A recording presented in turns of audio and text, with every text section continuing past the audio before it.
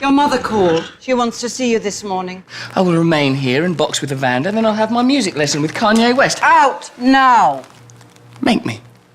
Don't worry, Evander, I'll just have a bit of fun with her. Probably use the old rope-a-dope. Ow! That really hurt! If he's not out of this ring 1 minute, I'll bite your other ear off.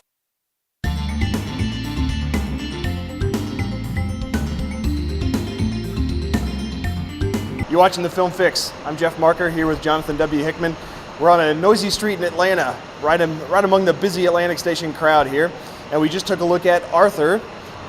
Yeah, you know, the remake of the 1980s charming, I wouldn't call it classic, but, you know, I had high hopes for this. So, well, I've heard from some people who were very upset that they were even going to touch something sacred like the original Arthur. And so let's talk about how this movie They is just on its remade own. True Grit, for gosh sakes. Yeah, nothing I mean, is sacred. Nothing in at movies. all is sacred. All right, well, why don't you tell us a little bit about Arthur, and then we'll come and pick at it. So Arthur 2011 is the remake of the 1980s charming film, at least I remember that it was charming, starring Dudley Moore and Liza Minnelli. In this update, Russell Brand, the comedian from England, takes on the role once occupied and that helped make Dudley Moore famous as a boozing rich alcoholic who has to marry a woman that he doesn't love in order to retain his fortune. Of course, love intercedes, and he wants to give it all up in order to pursue the woman he loves.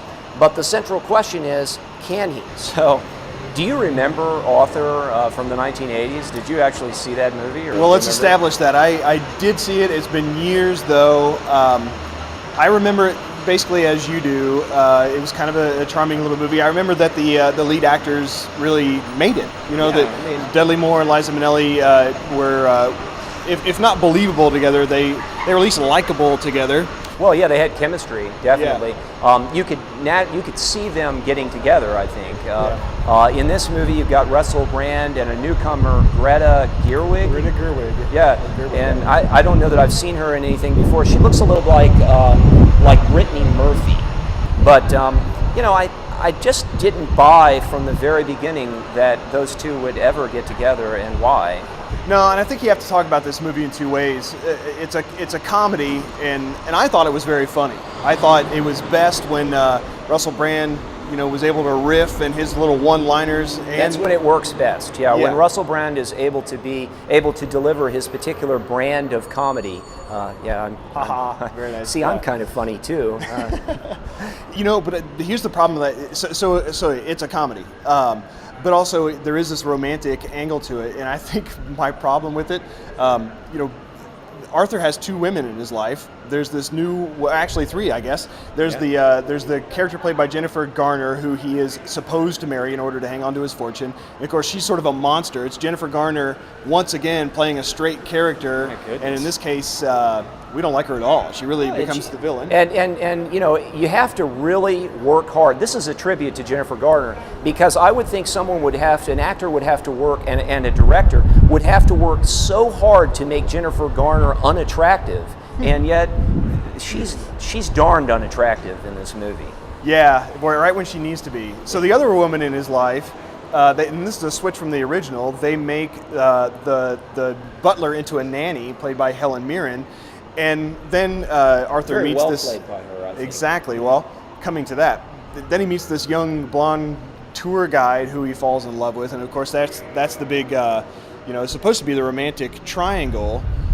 My problem is, I think he has better chemistry with Hobson, the nanny, played by Helen Mirren, than he does with the love interest. Well, I wanted to see them together in a sort of, you know. Oh, Helen Mirren is just lovely, isn't she? I mean, she can almost make anything work, but to me, she was not enough to save Arthur. I think they should have made it in, you know, more from Arthur into Harold and Maude.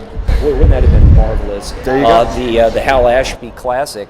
But you know, I just was so frustrated by the movie because I felt like it was insulting on a number of levels to everyone who is struggling with money today. And that is because Arthur throws around so much cash in this movie and really has no concept. I guess really, rich people do not feel the recession.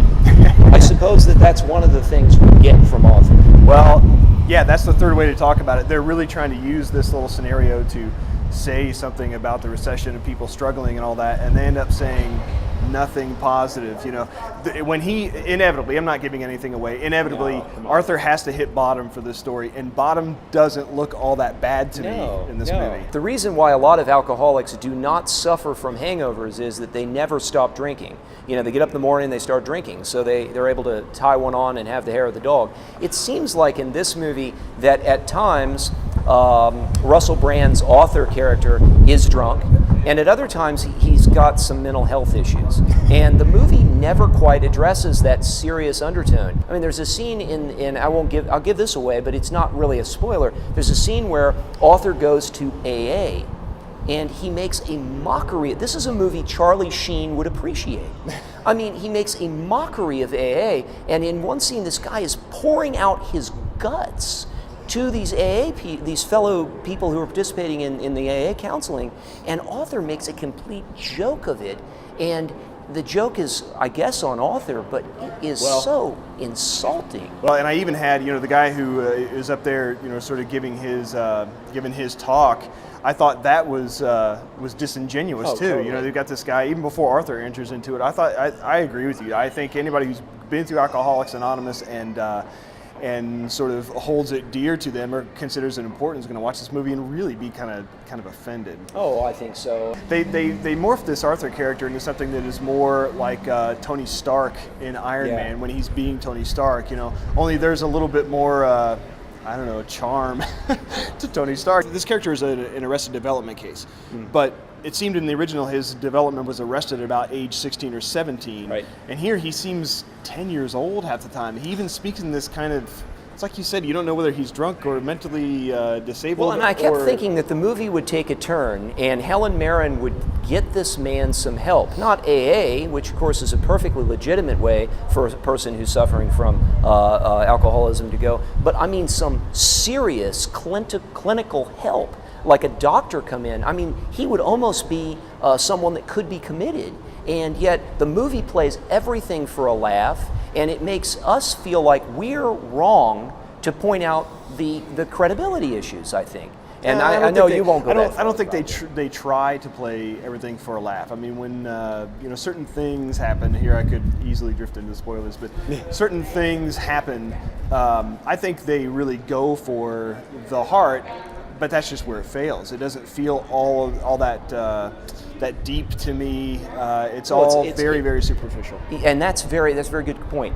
The flaw in the movement of the movie is the author character himself. He is a false, artificial construct.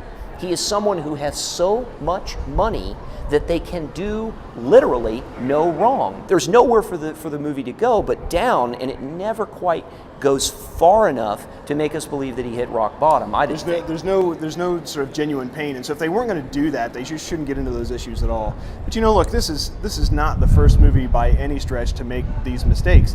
You know, I kept thinking of It Happened One Night, and then you have Arthur that comes around in the 80s, and it seems like every period in our history where the economy is in the tank and suddenly class issues are at the forefront of everyone's mind and people are struggling, Hollywood makes a movie where some rich character has to reform. That's very interesting. As good as It Happened One Night is, even that one I think panders a little bit.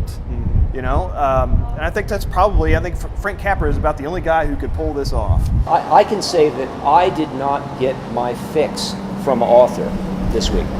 I didn't either, and I tried really hard to get my fix, you know, and I think Russell Brand tried really hard to make this into a movie. And to be fair, it was shot nicely, you know. New York looks great. It's a rich looking movie. Yeah, they it really spent some bucks making this. It movie. looks great. He's funny. Helen Mirren's funny.